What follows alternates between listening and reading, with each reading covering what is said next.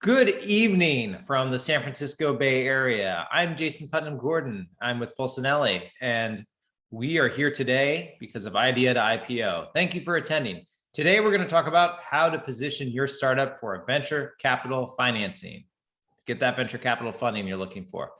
We've got an exciting event tonight. Before we begin, I'm going to give you an overview of some main things. First, I'll speak for about an hour. During this conversation, and while I'm speaking, I'll take some questions on some topics as we're moving through them. Please use the Q&A function rather than the chat box. I'm not only presenting today, but also running all of the tech in the background, so I can only monitor so many things at one point in time. To that end, if there's some sort of technical glitch, bear with me. I apologize in advance. I've done a lot of these. Usually they run pretty smoothly. So again, I'll speak for about an hour. We'll take some questions through the presentation. If you've got additional questions, that's great, because if we don't get to them during the presentation, we'll get to them in the last half hour at the end. That's the Q&A session. We'll do that. It's going to be focused primarily on questions of broad applicability to the people in the audience. So with that in mind, if you're in the audience, please fill out the audience survey or poll. It gives me a sense for who's in the room, helps me tailor my comments and our discussion towards that. Now, another note, if you can't tell by looking at your screen, today's event is being recorded. So great news is if you miss some or all of it, so long as you have registered, then in about a week or so, you will receive a copy of today's presentation, or at least a link to a copy of today's presentation. So with that in mind, as I mentioned, we're going to get started. We are here to talk about how to position your startup for venture capital funding. Today's conversation is going to focus on a few things. And before we get there, let me provide you with some general caveats. I wouldn't be a lawyer if I didn't give caveats, right? So today's conversation is meant to be general information so that you can kind of understand the context, the environment for raising venture capital funding. It's not meant to give you legal advice. We'll be talking about a lot of stuff. And even if I answer your questions in the Q&A, or even if we follow up and have a conversation during, maybe one of my office hours that I keep. And if you're interested in that, connect with me on LinkedIn and or my email, which is in my name here. Again, still general information. It's not until, we could engage, go through conflicts, and I could take more specific information before I could give you advice. But I do think today's conversation is going to be helpful. That's what it's designed to do. It's not designed to bore you with a bunch of caveats.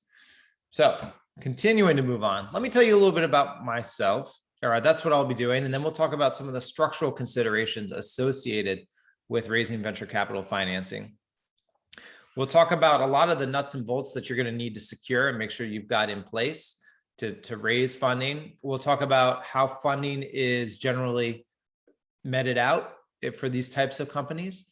And we'll also talk about venture capital financings. We'll just kind of touch on that issue briefly because a presentation on venture capital financing is a separate presentation I do, and I hope you'd be interested in joining at some point later. And then we'll talk about common mistakes and pitfalls. So people like war stories, happy to share. Hopefully, you can learn from others' mistakes and we can avoid having to try and fix them together. So with that in mind, I think, if you are about to raise, seed funding, if you're about to raise venture capital financing, this is going to be a great presentation for you. If you're interested in going down the venture path and you just want to know and learn what it's like, also a great presentation for you. And so I think we're going to have a lot of fun. All right, let's see. And I'm sorry, I forgot to launch the poll. There's that tech snafu. If you please just take a moment to fill that out, we'll come back to it and talk about it in a minute. So who am I?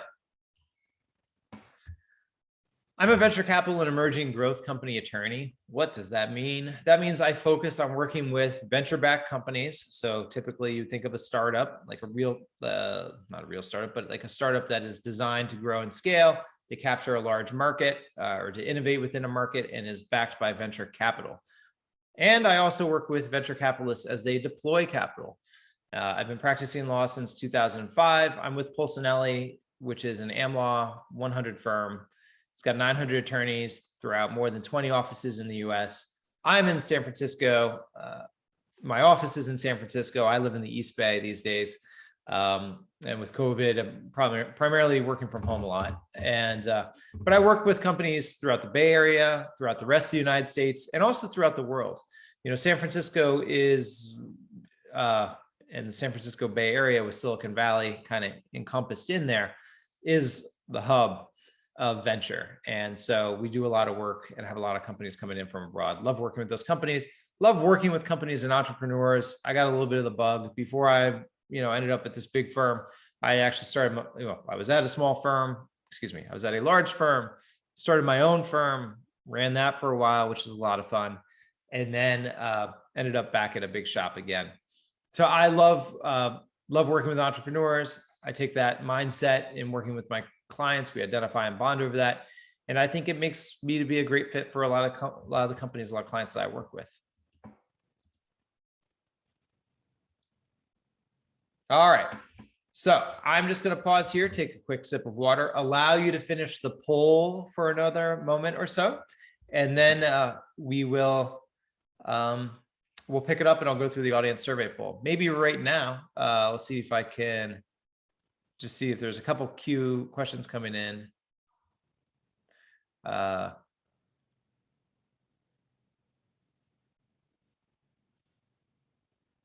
right. Okay. Let's see here. All right, we're going to close this poll in 10, 9, 8, 7, 6. There we go. Jump the gun. Here we go. So we've got about a third of the people from the Bay Area. That's great. Love to see my locals. We've got about 15% of the people from elsewhere in California. Some folks from South America, some folks in Asia, Australia. Always good to see those folks. Again, today's event is recorded. So we actually have today, as we do many days, folks registered from all over the world. So you may not be watching this in real time, and I thank you for still taking the time to watch it. Now, who is in the room with us? We've got a bunch of first-time entrepreneurs, 50% of the room. Super common, what I'd expect to see with a topic such as this. We've got a bunch of serial entrepreneurs in here. Looks like a couple of angel investors, got some folks in academia, some large corporates. Maybe those folks are thinking about starting a startup. And this is a great presentation for that. And then we've got a few folks who are doing other things. So we'll share those results for a moment until we close it out. And see what's going on. So we got a question, kind of what sectors am I primarily focused in? So I work a lot in AI, machine learning. I also do a lot in health tech.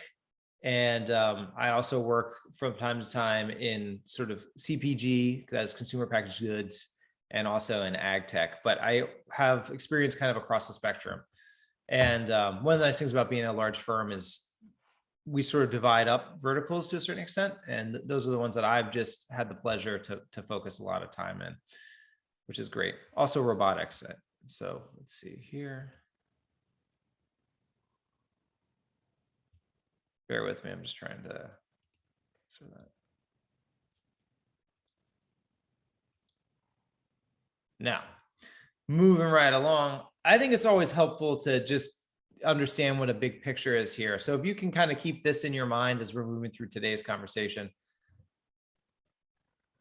I think it's going to be helpful. So one of the things that I do, or one of the things I see about my job, is making sure that I'm tying in all of these inputs into a company so that it can grow in size and value.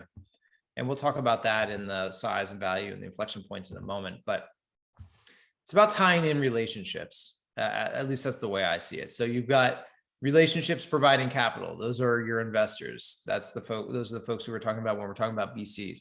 You've got people who've got ideas, right? These intangible assets, right? Maybe this is initially the founders at the outset, but other folks are going to be contributing ideas and other sorts of IP. And then you've got folks who are providing technical skills and sort of bringing those ideas to real life.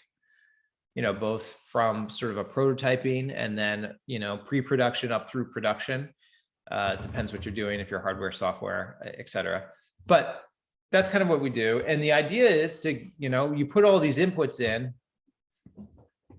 everybody executes, you allow some time, and the company grows in value because you start selling in the market. And to sort of make that even a little bit more concrete, here is on the right-hand side, sort of the typical model of a venture-backed company, right? So initially the company starts out, it's got no product, it's got no folks, no team. They put together the initial team, those founders put together the initial product, whether it's a service, software as a service, like a SaaS company, or whether that is an actual physical product, right? And maybe get some seed capital in the meantime, right? That's raising from angels and friends and family. Usually, at least out here in the Bay Area, we're kind of talking $1 million, $2 million, maybe $3 million in this sort of first initial seed rounds or so, to be able to get the initial team on board, the initial product together, and start selling. So you start to get some customer traction. And sort of at that point, as you're getting customer traction and you sort of demonstrated that what it is you put together, the market is interested in, folks are going to buy it. You need to build to scale. What you need is a lot of capital. That's when the VCs typically start to come in. And that's what it looks like on the right. Now, so the VCs don't put all the money that they've got in their fund in at once. They space it out over time. That's a way to sort of mitigate risk on their bets. And they also co-invest with other investors, another way to sort of spread out their capital. And what they're looking to do is get a return for their investors. Okay. And they do that in the sort of typical model is, make a bunch of bets in companies, and there can be a lot of companies that don't make it. There are going to be a few companies that hit singles, and there'll be just a couple that'll have big home runs, and that's where that's where the fund's going to make all the money in order to get the returns for the investors in the venture capital fund, right? Those investors are limited partners, LPs. Sometimes you hear them called that. Now, that's the sort of model side on the right. On the left, I talk about what the typical setup is. And again, this is not legal advice for you and your company. I don't know you. I'm just lecturing into a microphone and a camera at the moment. But typically what we'll see is a Delaware C-Corp. And typically, the reasons that are driving it are as follows. Okay. Whenever we're taking a look at what's the right kind of entity for a business to have, we kind of take a look at 5 or 6 things, right? We take a look at the liability exposure and putting liability shields in place. So that's going to take you out, typically going to take you out of being a sole proprietorship or a partnership. We're going to be taking a look at the tax impact, trying to figure out an optimal tax structure for your business. We're going to think about the management structure that's going to need to be in place. That is, who's going to run the company, who's going to make the decisions. We think about your capital raising requirements, right? So certain investors really like to invest in certain kinds of structures, and others don't like to invest in other kinds of structures. And we'll talk about and unpack all of that in a moment. And we'll talk about kind of what is the plan to incentivize employees. Typically in the startup ecosystem, you will see employees get some form of equity. Many times it's going to be options. Sometimes it's restricted stock. Same thing with contractors. And, that's a way to try and align long-term risk reward, right? Usually, if you're working for a startup, especially an early stage startup, you're not going to be making as much money as if you're working for a mature company, not going to be making as much cash. But the upside, that equity that you have, hopefully all the interests are in line, right? Company grows like crazy. The value of the equity that you get also grows like crazy. So that incentivizes people to work hard, work long hours. And we think about contemplated exit. What's it going to be like when you sell this company? You're going to IPO? Are you do an M&A exit? Are you just going to hold it and pass it down to your kids? Are you just going to die? Anyway, everybody has an exit. Now, when you look at those sort of 5-6 things and you sort of measure them in the venture context, what really drives this decision are the investors, right? So venture capitalists, we talked about before, have investors, limited partners. They like to invest, the venture capitalists, the venture funds invest in C-Corps. They invest in C-Corps for kind of a host of reasons. One is the venture funds themselves are set up as pass-through entities. And so if they invest in a pass-through entity, then all the profits and losses that their portfolio companies, which would be hopefully your company, is going to get passed through to their investors, and it's a tax and accounting nightmare. That's kind of the main one. The other sort of on the related note is, Delaware is known for having stronger protections for directors and officers in terms of liability shields. And so venture capitalists are going to want to have a board member, a seat on your company, sort of eventually if you get far enough along. So they want to try and, mitigate their risk and exposure there.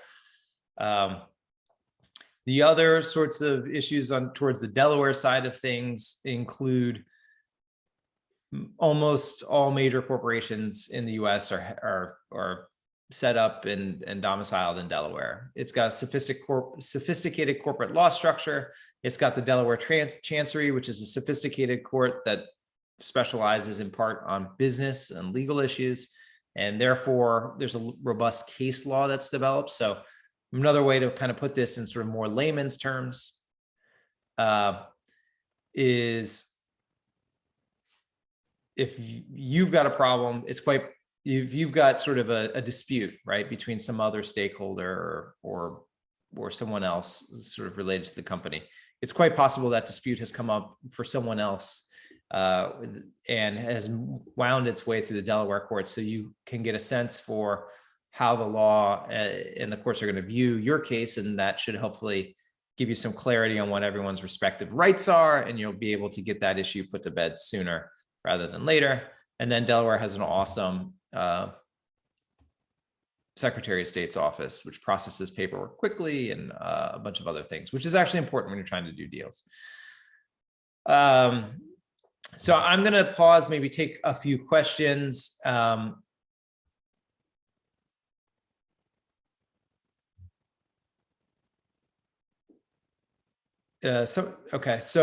the questions I'm going to focus on answering are going to be of general applicability. So, if you want to reach out to me, if you think that you've got something that would be good to talk about, I do keep office hours. So shoot me an email. You should be able to see that in my name here, jgordon@pulsinelli.com. Again, not legal advice, just trying to give you a sense for kind of how venture and the venture ecosystem works. Question. I mentioned almost always a C-Corp. When are there exceptions to that? What are the entity forms? Well, in my world, there are very few exceptions. Sometimes we will end up seeing LLCs or using LLCs, or people will have set up LLCs ahead of time.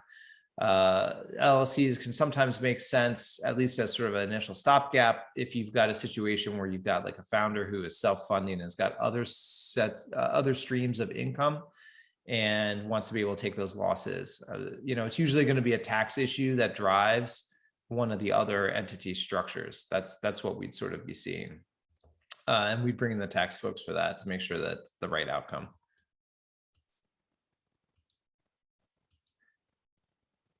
Does an S-Corp change VC interest? Great question. Answer is S-Corp can only have one class of stock or one kind of stock, and VCs don't want common stock. They want preferred stock. Preferred stock is stock that has special bells and whistles, special preferences. That's why it's called preferred. Maybe the right to elect a director, certain liquidation preferences. That is, if the company winds down or gets sold, the preferred folks get paid first. So, having a VC invest in your company, if you've got an S-Corp, you can't have a VC invest in your company. and retain your S Corp status. So you may lose your S Corp status if you were to get VC investment.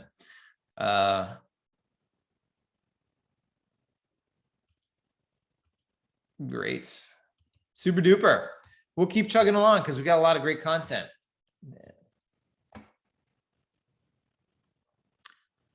Just see here. Terrific.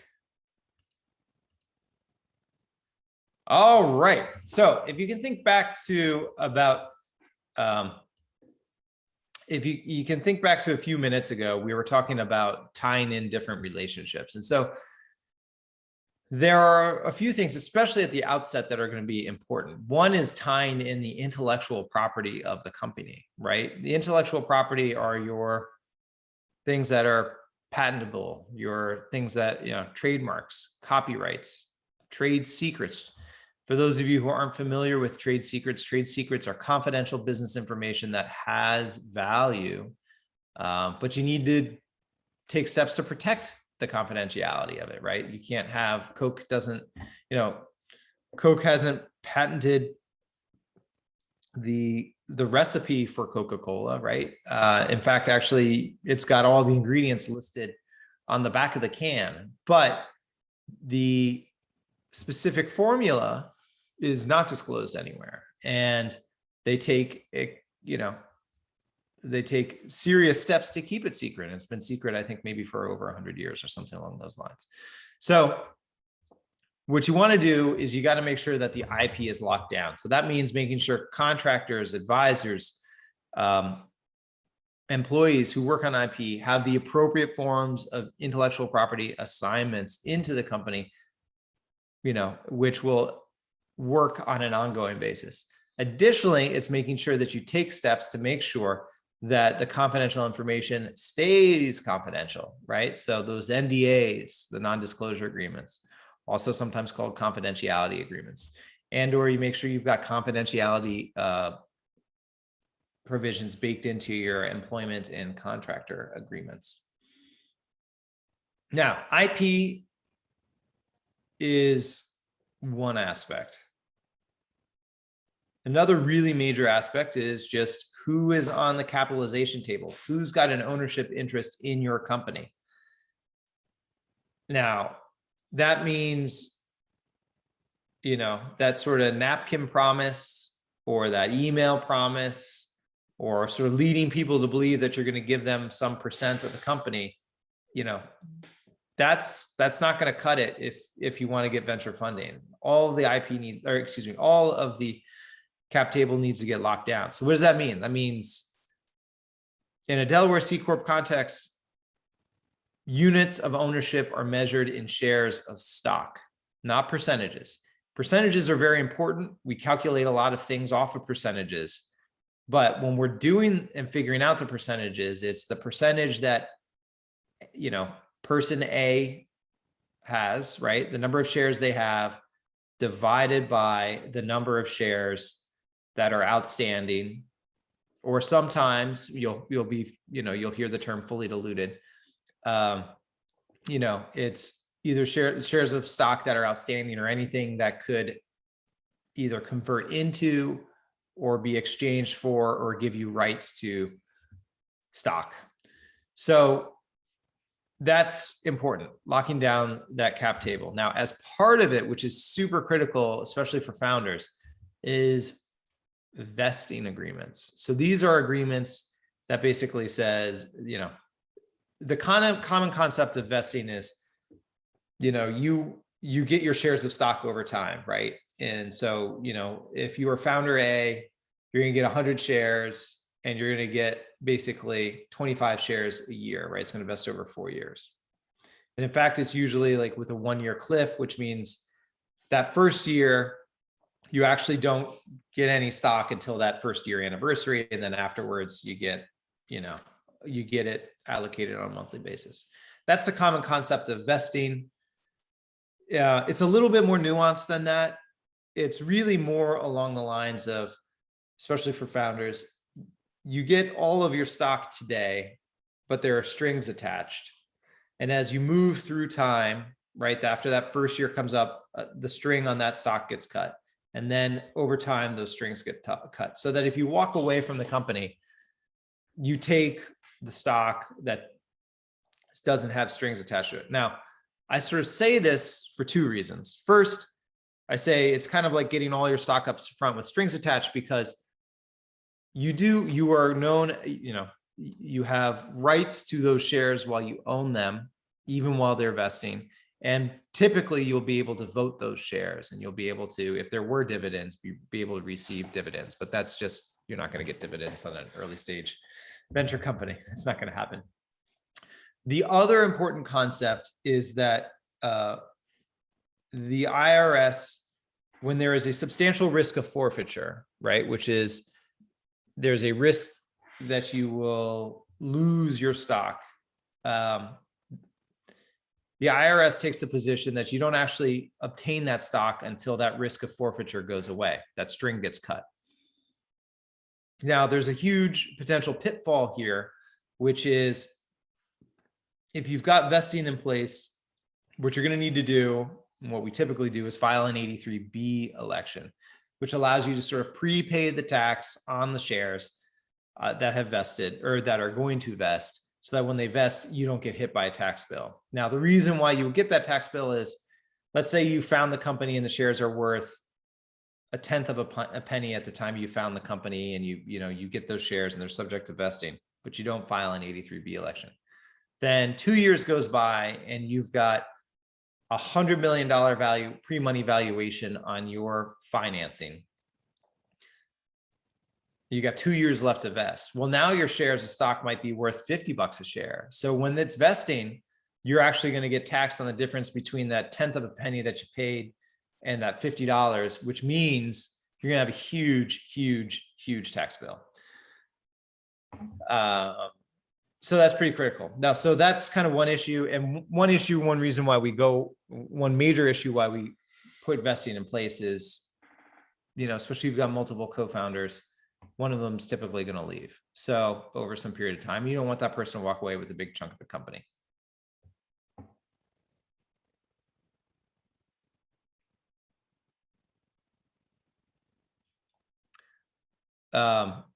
We've got some questions here. Is there a listing of angel groups and what verticals they'd be interested in? And same thing for VCs.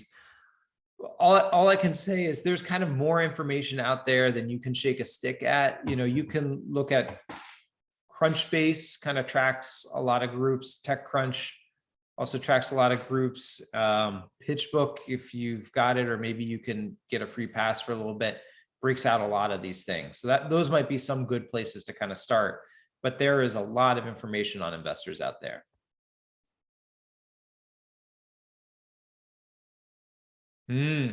Does the type of planned exit influence investors' decision about funding? If yes, how exactly? Great question. So venture capitalists are typically focused on a particular type of play. They've got a fund, they've got to make the return to their investors within, the life of their fund is about 10 years, plus or minus a couple of years. So they're usually out there making bets, that is making investments with a 5 to 7, maybe a little bit longer time horizon. So they are looking to get a return during that period of time. So, if your exit's only 18 months away, might not be a fit for them. Sort of depends on what the return is. If your exit's going to be 20 years away, let's say you're like let's say you're trying to develop some technology that's going to take 20 years to commercialize, it's not going to be a fit for a VC, absent special circumstances. Do we need to register in California if founders live in California? The answer is probably yes. I'm not sure everybody sort of does that, but if you're doing business, and it's unfortunately there is a little bit of grayness in the definition of doing business, but if you're doing business, if you're entering into contracts, if your folks, if you've got employees here, or you've got principals here and they're working, yeah, you're probably going to need to do that.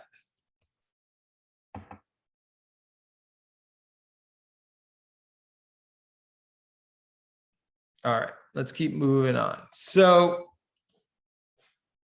some of the other things that you need to be mindful of are just locking up that cap table, right? So transfer restrictions. The issue here is making sure that you don't end up with competitors on your cap table. You don't end up with a cap table that's got 3,000 shareholders who each own, 2 or 3 shares. Some of the reasons why you don't want to have these things include the fact that if you got to go out and get stockholder approval or something, you don't need to be chasing down. You don't want to be chasing down a lot of people with whom you don't have any connections. It's just hard to do that. It's hard to affect those changes. Additionally, there are some securities laws that can get, and protections that can get triggered if you've got too many stockholders, potentially even making the company go public before it's ready to go public. So, these are usually in either shareholder agreements or in the stock purchase agreements that the founders or employees or other folks enter into. And sometimes they also appear in restrictions in the bylaws. Now we're going to transition a little bit. So we've talked a bit about how to set up the company, kind of what's the structure. Let's continue on this sort of corporate path to getting to a venture capital funding.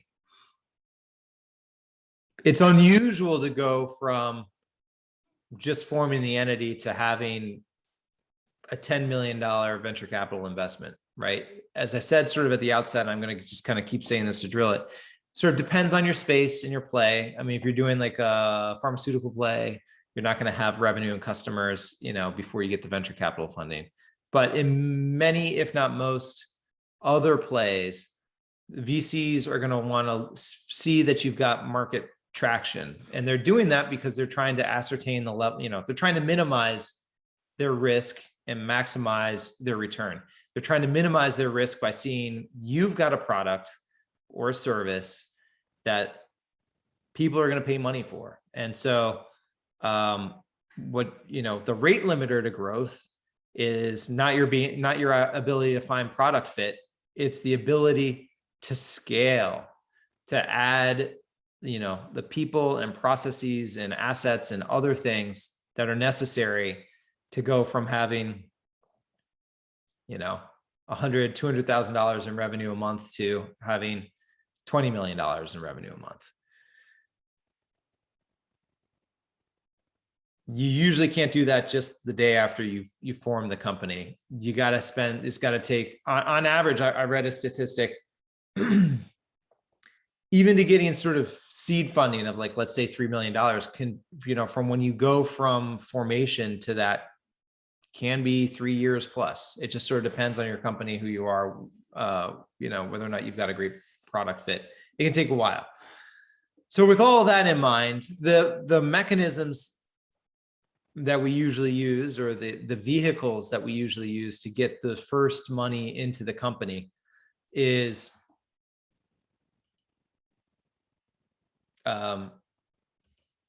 convertible debt and convertible equity. So convertible equity has a more common name called SAFE. That's a simple agreement for future equity. You can find it at Y Combinator. Convertible debt is not quite as standardized, and we might talk about that a little bit more. But it's very much like a convertible note, but without the debt features, right? So without the requirement to pay back the principal, without the requirement to pay back interest, without a maturity date. That's what the SAFE is. The convertible notes have those features, and we'll talk about what they are.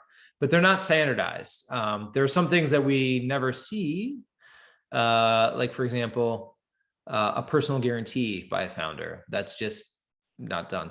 And it's rare we see them secured, although there can be circumstances where we secure them. That is, make them a preferred creditor with respect to certain assets of the company. So, and preferred creditor means that they would get paid before other creditors of the company.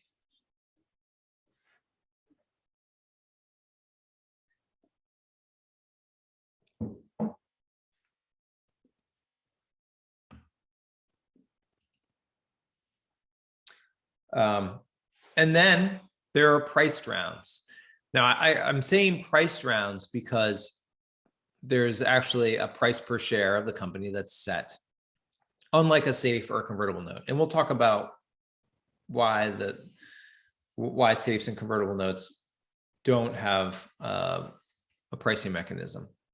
Now, I already sort of talked about a few of these things. So convertible notes have a maturity date and an interest rate. You don't have those on safes. Both safes and convertible notes have conversion terms, and we're going to talk about those in the next slide.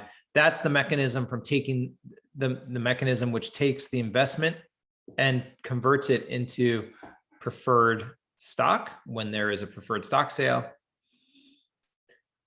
These agreements need to have provisions to enable you to amend them so that if you get in a situation where some of the terms need to change, you can usually go out and get the approval of a majority of interest of the holders of these instruments, as opposed to having to go out to each individual safe holder or convertible note holder. And then there are a bunch of remaining terms in many of these. Many times it's common not to negotiate them, but I sort of, the big caveat is with respect to convertible notes where there's kind of no standard. There's kind of no real standard. There is and there isn't. You just have to work with somebody who's pretty experienced on them. You need to do it for both, actually, because you can get yourself in trouble. But there's no standard on convertible notes. Now, conversion terms. Let's talk about that. So conversion terms are about taking that investment and converting or changing over into preferred stock, because that's ultimately what these instruments are about. When a company is early in its life cycle, it's very difficult to predict what the value of the company is. It's a lot more art than science, as they say. And both a convertible note and a safe provide the mechanism to defer that to later. Now, what they use mechanically to accomplish that is discounts and caps, and they're usually sort of thresholds. So, it's not just any old preferred stock financing, right? Because that convertible note holder doesn't want you to go and sell one share of preferred stock to your uncle for, a fraction of a penny so that you basically wash out the convertible note holder. That doesn't make any sense. Actually, it'd be sort of the other way around. You do maybe a, $100 million valuation or something like that. And then maybe only sell sort of one share. They don't want that. So there usually needs to be, it's called a qualified financing. So we usually define that as having some value. And it's going to depend on where the company is and what other deals they've raised before and what they're looking to raise in their next or with their price round is. But many times, especially kind of plain vanilla, it's, $2 million or so. So if you're going to be raising preferred financing of at least $2 million, if someone's going to come and put $2 million in your company, presumably they've thought about it and they've exercised some diligence, and that's what they rely on. So if that happens, then usually either a discount or a cap will get applied. And we'll talk about discounts and caps a little bit more later. I want to keep moving through this material. But the discount it converts the safe or convertible note over into shares of preferred stock based on a discount on the price that the preferred stockholder is paying. So if the new money preferred stockholder is putting in $1 a share, and you've got a $75,000 safe, that $75,000 is going to get divided by 75 cents. And that's the number of shares that the safe holder is going to get. I don't know what that is off the top of my head. I'm terrible at this kind of off the top of my head math. Probably at that 100,000 shares or something along those lines. We'll go through an example in a little bit. Conversion price cap. Here's where we get a ton of questions. And I did just get a question. This is being recorded. If you've registered, you'll get this in about a week or so.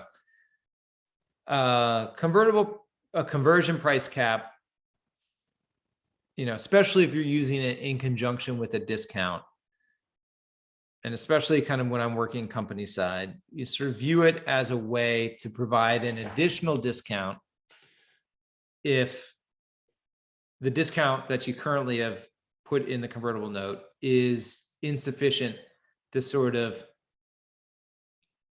compensate that early investor with respect to how valuable their capital was. Now, that was just kind of a whole host of gobbledygook, and I'm going to try and make it a little bit more concrete. So what I'm talking about is provide some extra discount to compensate them. We'll do a concrete example in a minute, but here's the concept. Someone puts $1 million in your company and you're able to grow your company to a $5 million company. That's sort of great, right? But what happens if someone, you've got it really teed up, you're really capital efficient, someone puts $1 million in your company and you're able to grow that company to a $100 million company? Well, the first scenario, depending on the conversion mechanics and all this other stuff, they may only have sort of like the equivalent of 20% of your company. In the second scenario, they may only have the equivalent of like 1% of your company by the time the convertible note converts over. And so arguably, it's sort of unfair that that $1 million, which in that second scenario allowed you to take your company and grow it to $100 million, you shouldn't only end up with 1% of the company for that, because that is what enabled you to get from 0 to 100 million. You'll see how this shakes out in a little bit. And actually, I have a separate presentation on this. We go through it a lot more in depth, so I don't want to spend more time on it than that. There are a few other conversion terms like sale, a change of sale, a change of control, or a sale. And sometimes this often comes up too, but like, what do you do if you reach that maturity date? And there are conversion terms for those types of things. So in sum, here's the thought process on this. Convertible securities, generally less expensive to do than price rounds. You'll kind of get a sense for that a little bit more as I walk through what goes on in a price round in some later slides. There's no valuation of the company. That's critical because it's hard to really know what it is, what the value of a company is going to be early stage. And as a side bonus, because you don't value the company, there's kind of no set value, fair market value for the common stock, which sort of affects the ability to maybe be able to issue common stock and or restricted the exercise for options at a lower price, which makes your employees and consultants happy because they don't have to pay as much cash in order to get the shares. Downside for convertible notes, its debt has to get paid back at some point, or they could theoretically force you into bankruptcy. And it sits above the common holders, the common stockholders in the preference stack. So if the company goes under or gets sold, convertible note holders get paid first. All right, we're gonna do a super quick run through valuation basics and valuation dilution, because I think it's important. If you're trying to get yourself to position to get a venture capital financing, you need to think about the way the company needs to get set up, and you need to think about, there's a lot of things you need to think about, but at least from my perspective of what I work on, which is, the corporate legal and financing side of things. You need to think about how to get the company set up properly, and then what kind of capital you're going to raise to get you the capital you need to put together your team and to build your initial product and go out there initially in the market till you get to the venture funding. So at this point, we've covered entity setup, or the typical form, and we've covered that initial, the initial mechanism to get some cash, some capital into the company. I've also gone through some of these basics so that I think this part of the conversation is well timed. I thought about maybe moving this slide up earlier, but I think you need to have sort of you need to understand what a safe and convertible note is before we actually start talking about conversion and things. So one thing to keep in mind, so we're talking about a price round here. If someone says pre-money valuation, the most common definition I see, especially from the perspective of the new money in a price round, is we kind of don't care what you've done to date. We're putting in money as if, on a going forward basis. So if I tell you pre-money valuation, what I'm expecting usually is the value of the company immediately before my new money comes into your company. And then post-money is the value of the company after my money comes in, right? So and we'll kind of move through, we'll just make this more concrete. So here's a very simple example. And I say simple because we're not including a lot of other kinds of equity and other things that get mixed in at this point. But this is going to be super critical. If a price round investor, someone, some VC says, I'm going to give you a pre-money valuation of $10 million, and they're going to put $3 million into the company. Pre-money is $10 million, post-money is $13 million. That's kind of what you'd expect to see. Now, in this scenario, let's talk a little bit about dilution, right? So in this scenario, there's actually 10 million shares of stock that have been split equally between all three founders. Again, the numbers we'd use are going to be a little bit different than this, like in a typical real life example, but this is pretty close to it. And the numbers are round, which make it good for slide deck math. Now, with that in mind, you can see before the new money comes in, before that price round, that venture round closes, founder A's got 33% of the company. And sort of their paper value of their company is $3,333,000, right? And some change. When the new money comes in, the new money is going to pay, $10 million pre-money valuation divided by 10 million shares, $1 a share. They're going to put in $3 million. So they're going to get 3 million shares. And so you're going to see founder A still has their 3,333,333 shares. The denominator, we talked about this before, the denominator has now changed to be 13 million. So founder A has gotten diluted. They've gone from having 33.33333% to 25.6%. They've got this paper value of roughly 3,333,000. That's great. And we're going to talk about the next round in a second. But before we do, I want to do just a quick little pivot and turn and show what happens if you've got convertible securities in the mix, because that's probably what's going to happen in your situation.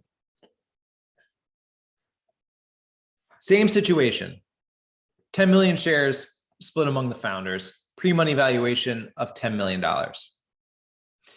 Now, if in that scenario, there have been $1 million in convertible securities outstanding with a 25% discount only, what would happen is that, sorry, it's kind of hard for me to see behind my thing here.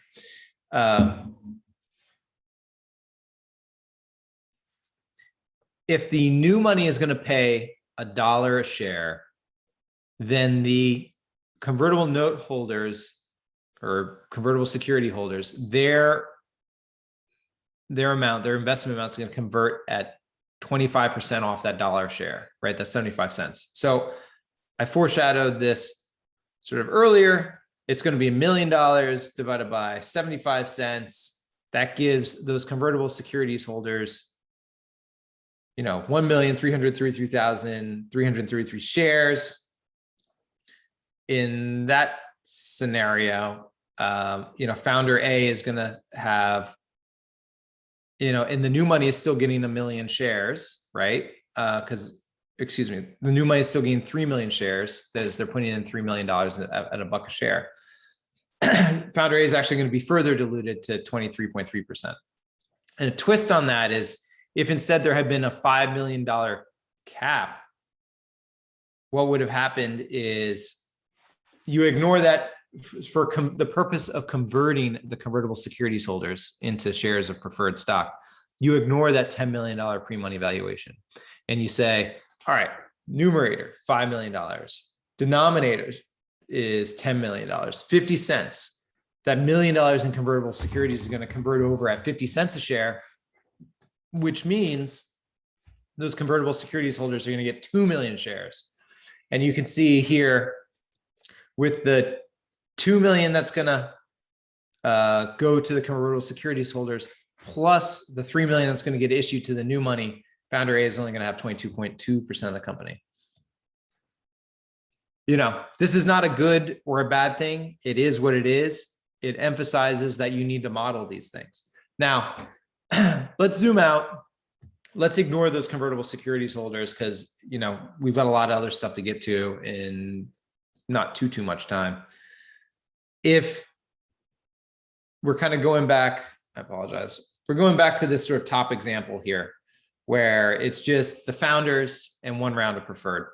In the second round, if the pre-money of the company is $30 million and the new investors are going to be putting in $10 million, pre-money is 30 million divided by 13 million shares, which are outstanding. That means the new money is going to be paying $2.31 a share. 4,329,000 shares go to the new investor. And you can see that founder A has been diluted to 19.2%. Now, again, not a good or a bad thing. Without that money from A and B, the company can't continue to grow. And, you know, and founder A, originally their stock wasn't worth much, if anything. You know, in that first round, the stock was sort of valued, at least on paper, at $3,333,000. Now it's worth $7 million. So not necessarily a bad outcome. Which brings us to venture capital financings. All right. So we talked about the way the company should be set up, talked about the mechanisms so you can get capital into the company so you can, you know, hire the right team, start doing initial build out, start getting some traction in the market. Things about venture capital financings.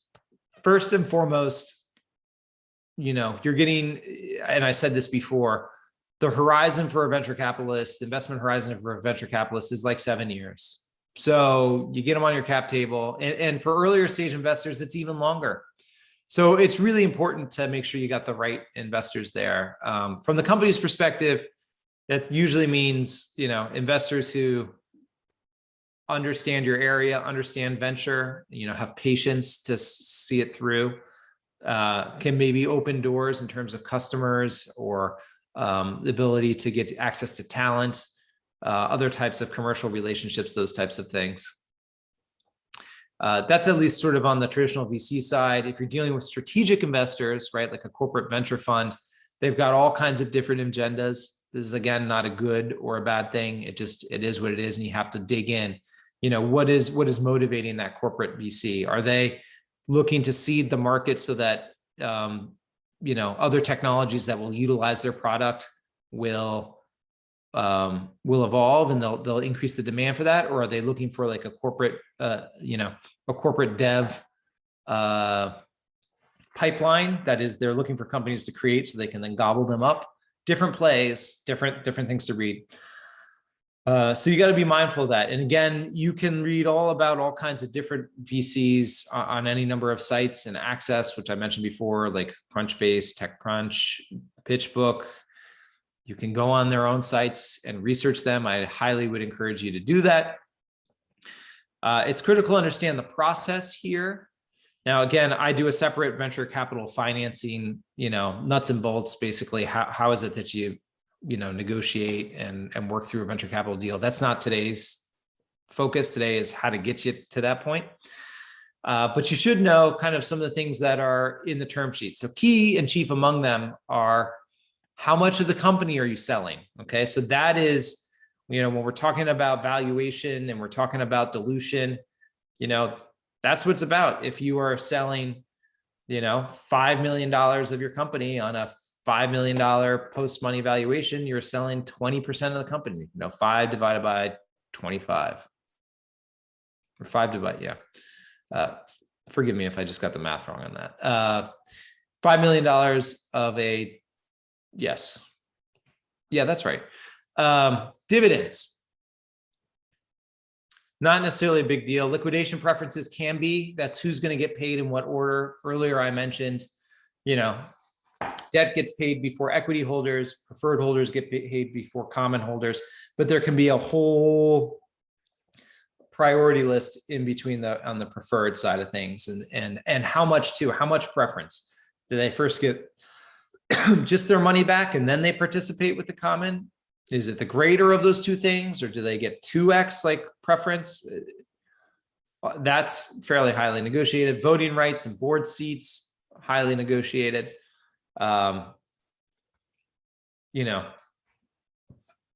These are items that are pretty important and critical to work through with somebody who has experience negotiating these deal terms, knowing what is market, what is not market, and looking out for pitfalls.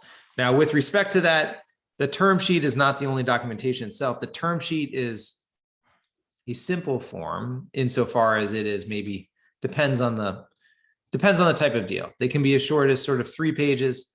I've seen them 15 or 20 pages long. But sometimes shorter is not better than longer, because, you take this term sheet and then typically, you will turn 5 documents out of that. You'll have stock purchase agreement, the amended and restated certificate of incorporation, the investor rights agreement, the right of first refusal, a voting agreement, and maybe even a legal opinion coming out of that. Plus, there's a whole bunch of corporate documentation like board consent, stockholder consent, maybe you need to update your bylaws, a whole bunch of stuff that goes along with that. So we talked about how to get up to this point, and that is how to get up to getting a term sheet. So before you go out and start, working with investors or trying to get investors to get you a term sheet, make sure you got the earlier stuff taken care of. And with respect to the term sheet, make sure you work with competent legal and financial counsel to help model things out, so you actually know how much of the company you're selling. How much of the company you're selling also affects a lot of the voting rights, which are sort of triggered to, or which are tied to percentages of ownership. So with that in mind, I've got a list of pitfalls, what I'm going to do, I'm going to take some questions at this point in time. Please use the Q&A function. I'll try and answer questions of general applicability. If you got a specific question you want to chat with me, send me an email. We'll see if we can set up an office hour time. Again, I can't give you legal advice until we clear conflicts and engage. I can certainly have a conversation kind of like what we're having right now, where I'd say, well, we kind of look at this and blah, blah, blah, blah, blah. And I don't want to have any confidential information at this point either. Now, with that in mind, let me answer some questions and maybe I'll work in a few of these pitfalls. Question: can we form an LLC or C-Corp in Delaware if the brick and mortar and sales are made thousands of miles away? Yes, absolutely. Lots of companies are formed in Delaware and they never have a physical location in Delaware. So that's not an issue.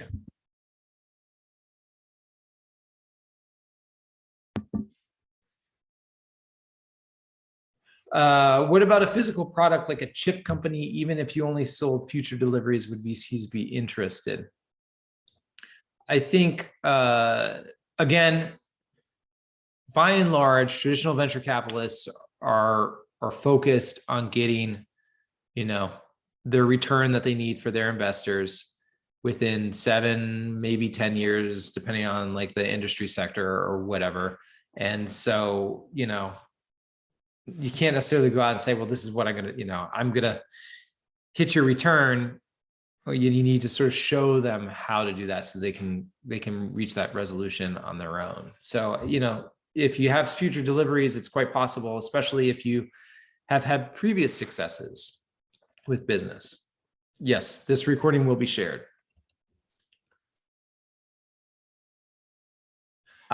Can we add co-founders at a later time after the company formation? Does it impact VC future funding?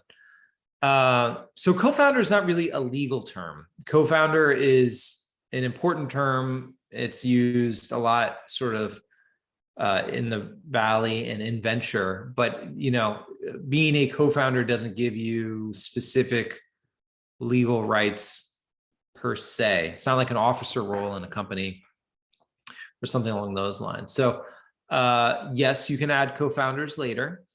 Sure, it may impact VC funding, maybe in a good way, maybe not in a good way, right? You add the right co-founder who's brings a lot to the table, maybe that interests VCs a lot more. So yeah, I think it depends on your situation, but adding a co-founder later is definitely doable. It might be beneficial depending on your situation. State of Washington Corp have any special advantages? So I'm not familiar with working with Washington corporations.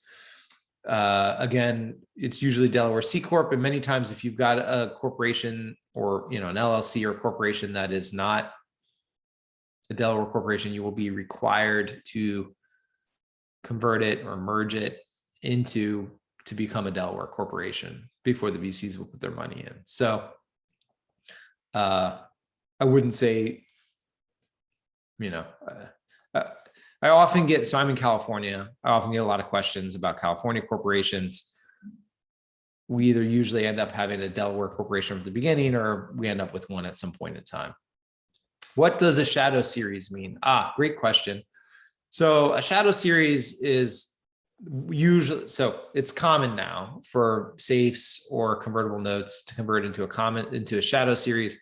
That is a series of preferred that is basically identical to what the new money investors are getting, except for some tweaks to the liquidation preference and to the dividends, so that they're not getting more of a liquidation preference or more of a dividend than the preferred is. Now, the new money preferred.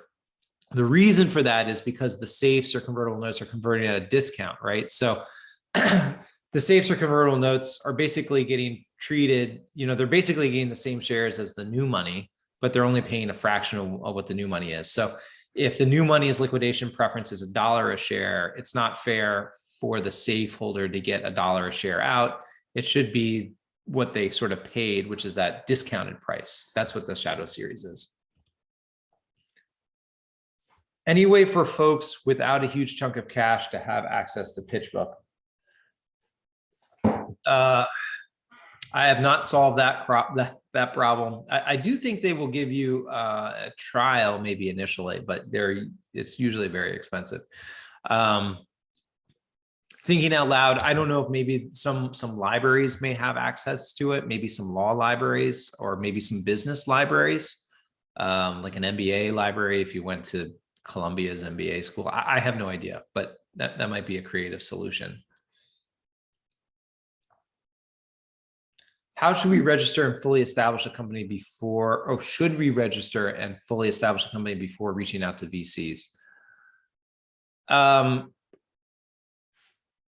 I would say probably in 99% of cases, absolutely. But again, it's all about being able to present a credible story / business plan as to why, if they put their money into your company, they're going to get the return they need to get to their investors. So if you if you were Elon Musk, you could probably get venture investment before you founded the company, right? But if you don't have a proven track record, you're probably going to need to have a company, have made sure you've developed a product and you've got product market fit, and you can demonstrate to the VCs that what's holding you back is lack of access to capital. And that's what you need. That's what you need in order, or that's what you need to grow and scale. And if they do that, they're going to get the return that they need to satisfy their investors. Are there many ways to develop the future value of the company? Can you explain the relationship between pro forma and negotiated value? So pro forma is just a model. It's, and so when we're running pro forma cap tables, we're saying like, if this, then that. And that is what we're doing there. We're generating a form that will show what something's going to look like in the future. It's not showing future value per se. It's just providing a model.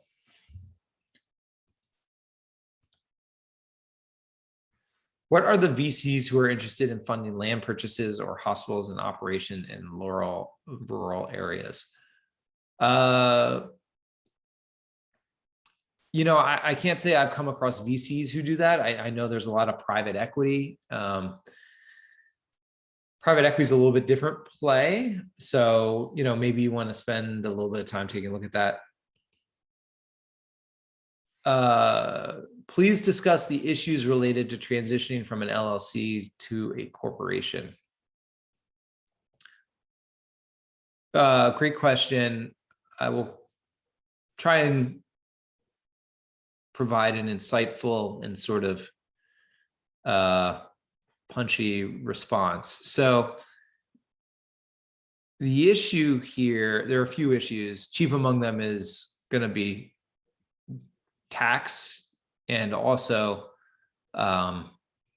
making sure that you can get the requisite consent of any stakeholders that you may have.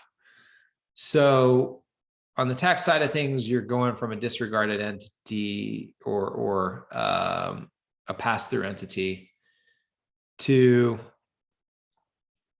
a C-Corp, which is a standalone tax entity for tax purposes. So there can be issues if with respect to some phantom income. So, if people have been running losses for a few years, you may have to pay, that is, you've been able to get tax deductions. You may need to pay those back upon conversion. Depending upon how some of the debt and other things were set up, there could be cancellation of indebtedness income with respect to the folks who are involved there. It could be, if you don't set it up right, sort of a dissolution event, in which case, even though you're not actually getting cash, you're going to get treated as having gotten income, and you'll have to pay tax on that. So, that's one aspect. The other aspect is, if you've got an LLC and you've got an operating agreement and, a whole bunch of business contracts, there are going to be different rights holders who may be able to block you from converting over, right? So I don't know, let's say you just had an operating agreement that would require unanimous consent before you change the type of entity. Well, then one person who's a member could block it, and they could either, one, just keep you from being able to roll over and do the financing, roll over, do the conversion or the merger to change the entity corporate structure, which would then maybe block you from getting the financing, which would block you from being able to make the company grow. And I've seen that. Or they may try to extract money or other things of value from the company in order to get their approval. Now, those things can be company killing, and it can also be very expensive to work through them. Very expensive, 5 figures, 6 figures of legal and accounting fees and other things. It's not like that every time. If you are a sole founder and you set yourself up with a C-Corp, with an LLC, and then the very next day you have sort of buyer's remorse on it, honestly, you just may be able to set up a C-Corp and just ignore the LLC, right? Especially if you haven't put anything in it, right? If it's just an empty shell, it doesn't matter, right? That's sort of the easiest case scenario. So I've given you one spectrum, right? 6 figures kind of plus in legal and accounting fees and other stuff, and the deal dies because you can't make it happen, and or because of the tax consequences of the people. Other is, well, no big deal. You can just kind of start a new entity because nothing's been in that empty shell, blah, blah, blah, blah, blah. You don't have any other contracts or anything with the entity, all those things. And then there's a big, big middle. So general rules of thumb kind of are, it's easier to do it sooner rather than later. But, again, also it's going to depend on your business, right? And so not all investors are going to require a C Corp. And I say not all investors, I'm not talking about venture capital investors. I'm saying like maybe PE investor, maybe they'd be happy with that, you know? So if you don't know which path you're headed, it might not, you know, a C Corp might not be the right thing to do.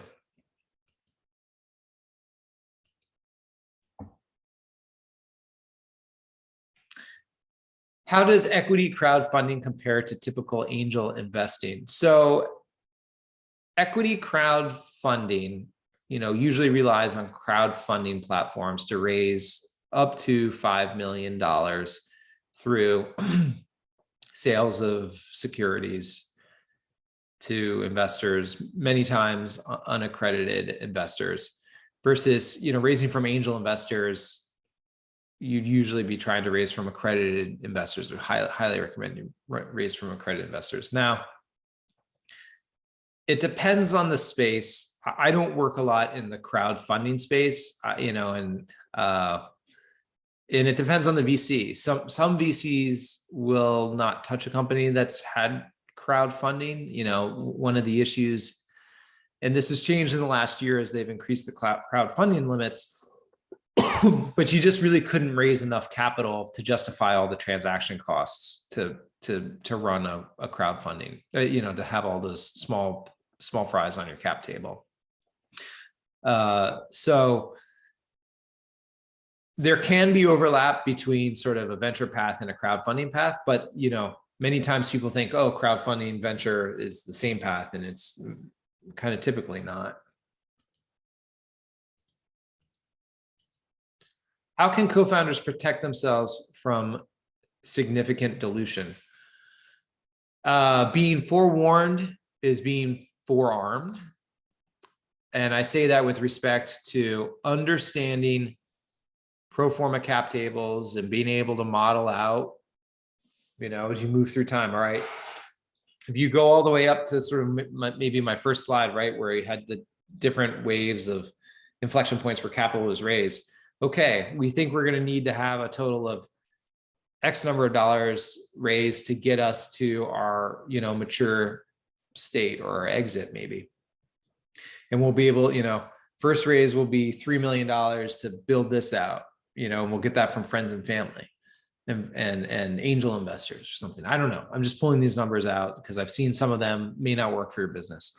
Then we'll do our first price round. And we'll raise $5 million at that point. And then we'll do another one for 10 million. And then we'll do another one for 15 million. And thinking through how much of the company you're going to be selling at each point in time is the best way you can protect yourself from dilution. And by protect yourself, I mean, you know what is coming and you can adjust it. That's sort of the best thing you can do. Dilution is kind of part and parcel of this model here.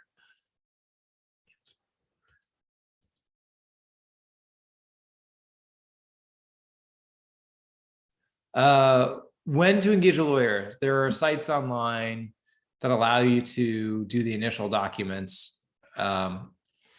So that's a great question. I mean, I think each founding team is sort of different. I usually actually don't work with companies like right from the very, very beginning. I will do that sometimes, but many times I don't work with them because there are too many kind of who kind of won't make it for reasons that have nothing to do with legal. And whenever I work with a company, I want to make sure that I'm like actively adding value. So, you know, I certainly work with companies that have done a lot of their own legal work from the get-go. I will tell you, typically there is quite a lot of cleanup to be done.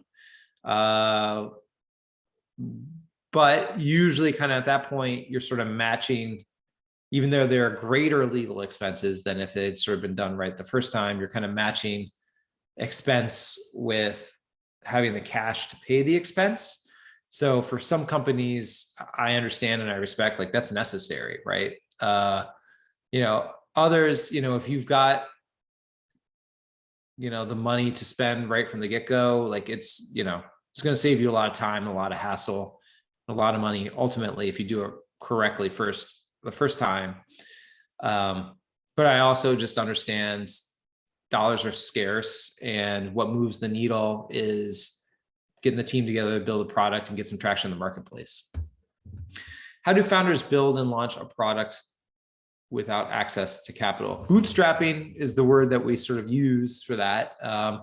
So, I mean, there are founders who do that, right? They work on it for quite some time after hours, after their day job, or while they're doing Uber or something else, and get far enough along where they start to get interest, right? If you can get paying customers, that is an indication that you're going to be a worthy investment. So bootstrapping.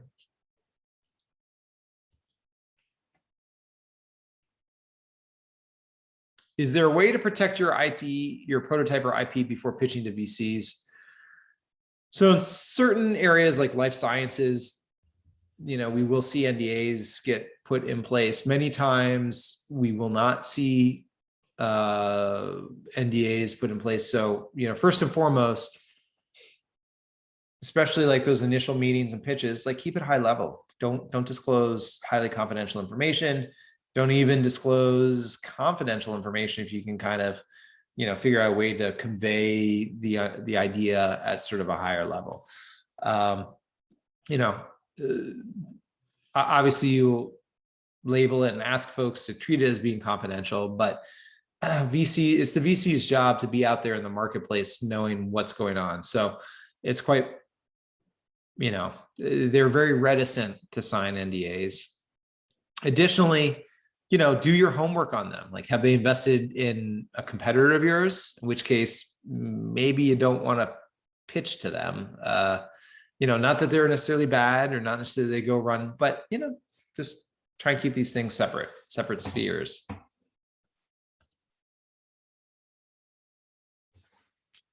Can you discuss issues of investments coming from family offices or foreign or sovereign funds? Well, again, family offices,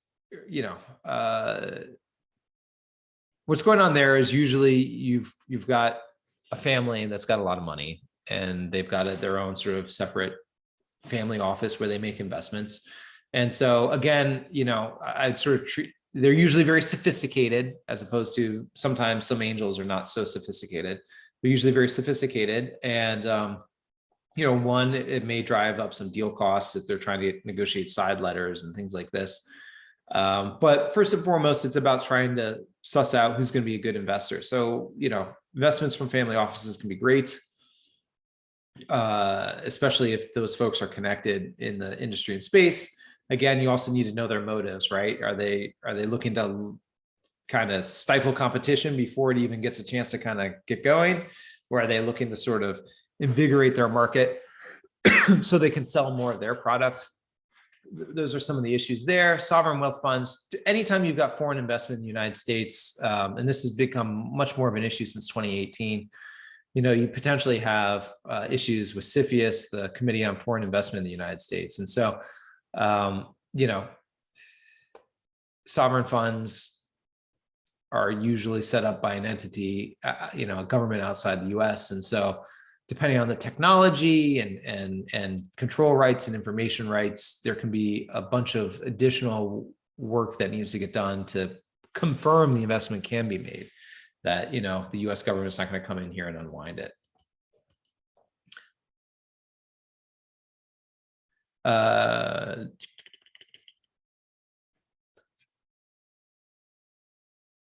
Okay, someone wants me to go back and explain a little bit more on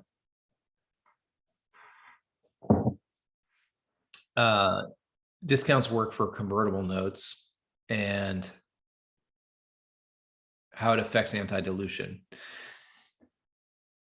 So if you're talking about anti-dilution in a preferred round, which sits in the charter, the certificate of incorporation, then almost always what's going to happen is the convertible notes are going to convert before the preferred gets issued, so you don't have an issue with triggering any anti-dilution.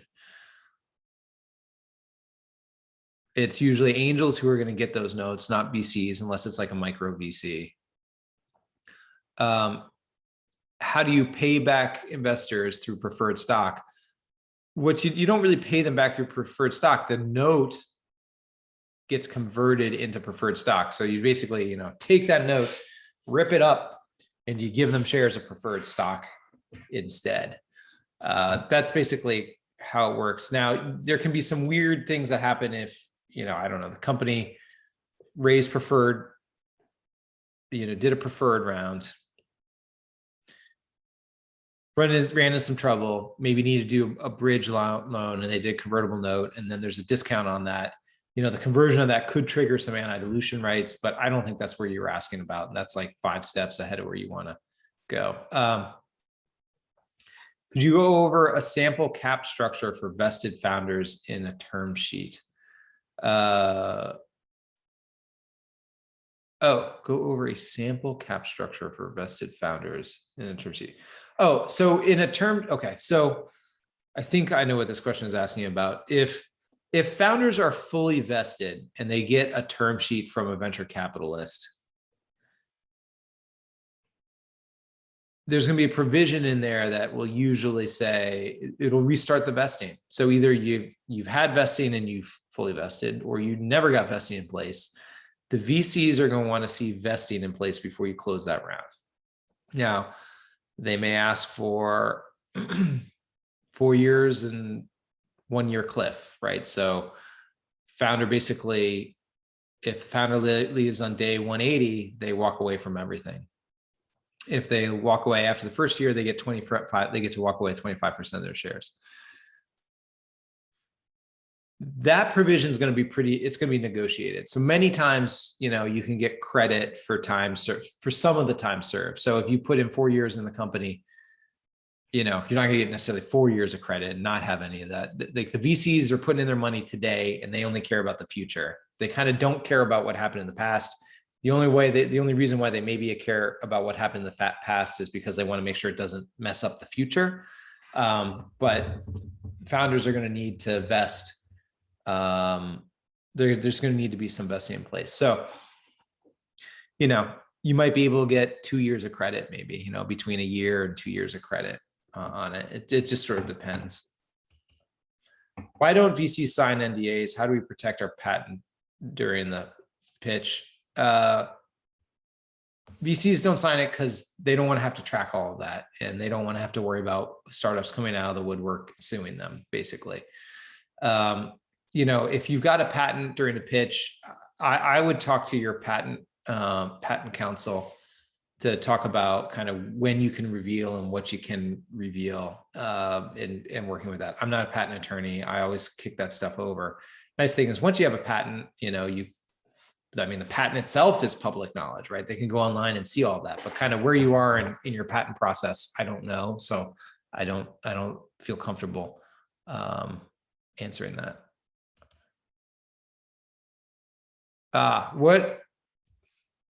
Yeah. So someone's asking about ICO or token offerings. We have a separate group that does that. So I've got no opinion. I don't touch that. Someone's asking about deal terms and preferences in a particular industry. Again, one of the nice things about working in a large firm, I don't just have to draw from my own experience. I've got colleagues, and then we've got access to pitch books. So I would, any type of raise that we do, we usually try to find some comps and some other things to make sure we're not only just drawing from my data set, but also other folks.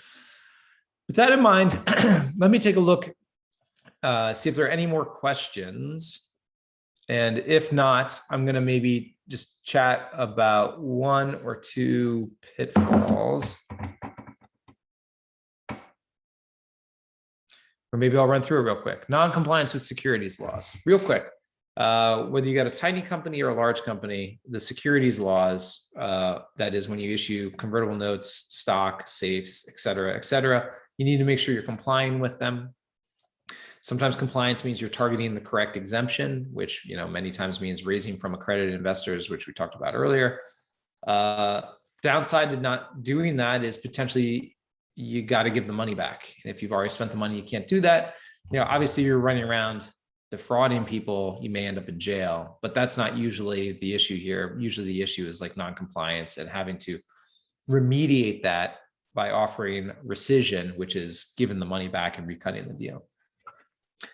Not complying with other regulatory issues. So for example, if you're in the med tech space or you're in the fintech space, these are examples of highly regulated industries where, maybe as the initial startup, you're not going to be, you may not be quite as focused on it, but you need to know that those regulations are out there and you need to have a plan for how you're going to deal with them, because regulatory risk is one of the risks that VCs look at. And so when they're identifying whether or not your company is going to be a good investment, they want to know how you're going to handle that. And maybe they'll agree with it. Maybe they won't agree with it. Maybe they'll have some suggestions. Maybe they'll have experience with it. But you're not going to show well if, you go in your first meeting and you had no idea that, you can't, you're going to need to get a money transmitter license. Thinking there are standard terms, even if it's a safe or convertible note, convertible notes, I said over and over again, there are no standard terms. Safes, even that there's some tweaking. Finders is sort of a subsection of non-compliance with securities laws. There are a lot of people out there who will tell you they will introduce you to capital in exchange for compensation, either cash compensation or equity. Unless they're like a registered broker dealer or they have some other very specific narrow exemption, you might end up in a situation where, your investors would get a right of rescission. You'd have to give the money back. So you got to pay attention to that. Side letters, another place where you can really rack up a lot of legal fees and or, end up in a situation where your investors, it might not be the right situation to end up. These are agreements outside of the safe or the convertible note that provide rights to investors, like information rights or pro rata rights, the right to buy more stock later or more convertible notes later. Makes sense to do them, depending on the size of the round and what they're contributing, but it's not every investor who should get one of these. Sort of with that, our conversation comes to an end. I want to thank Idea to IPO for having me today. I want to thank each of the attendees for being here. It's been a pleasure to speak with you today. Thank you for great questions. My name is Jason Putnam Gordon. I'm a venture capital and emerging growth company attorney with Pulcinelli. If you've got questions, if you're interested in learning more about sort of venture generally, connect with me on LinkedIn, email me at jgordon@pulcinelli.com. As I said, today's event has been recorded. In about a week or so, you will receive a copy of today's recording. And thank you very much. Have a great night, and I will let you get back to building your great company. Take care. Bye-bye.